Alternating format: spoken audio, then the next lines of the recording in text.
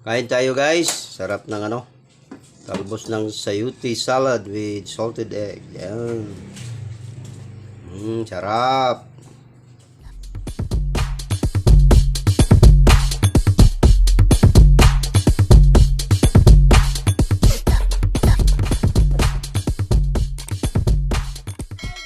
Welcome to the YouTube channel. Today is Simpleng Luto ni Eric. Hello po guys. Welcome back po sa Simpleng Luto ni Eric channel.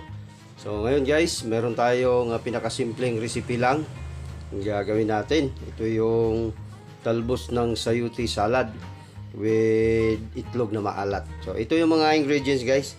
So meron tayong isang tali ng talbos ng sayuti. Ito yun. Tsaka meron tayong vinegar. Yan. Tsaka meron tayong kamatis, of course. Masarap, maraming kamatis. Tsaka meron tayong 2 pirasong itlog na maalat. Ready na yan. Halo na lang yan diretso, okay? Hindi na kailangan pang lutuin. Tsaka of course, meron tayong yung sibuyas, yung onion natin. At ginger, luya. At saka meron tayong kunting asin. So, ganyan lang.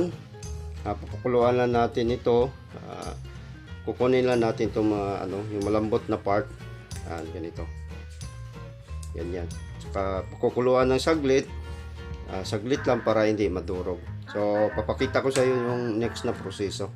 Okay guys, sana magustuhan nyo yung pinakasimpleng recipe natin. Thank you guys. Papakuluan natin saglit yung natin. Talbos ng sayuti. So, saglit lang to guys, mga 1 to 2 minutes para hindi madurog yung natin. Kasi pag madurog yan, hindi na masarap, hindi crispy. Right? So, tatakpan natin. So, ito na guys, tapos natin na pinakuluan ng mga ilang minuto yung talbos ng sayuti. Mimix lang natin lahat. Okay? So, nanaan natin yung sibuyas. Yan. Yung ginger natin. Yan. Course, ito at saka yung itlog na maalat. Mix tayo. Ayan. Ilalagay tayo ng kunting asin lang kasi may itlog na maalat hindi masyadong salty. Okay, at saka yung vinegar natin. Lagay tayo ng kunting vinegar. Lalabas mamaya yung katas nila, mamimix yan, yun. Masarap. Yan.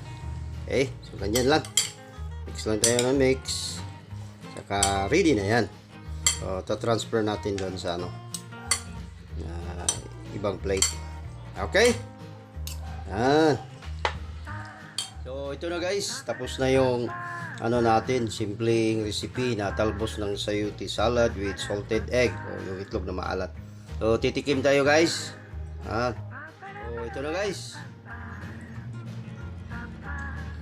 Ang sarap. Nag-mix talaga yung yung timpla.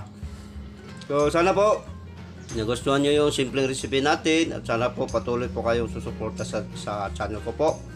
At sa mga bago po, sana po subscribe po kayo. At don't forget to press the notification bell po. Thank you po. Thank you. God bless.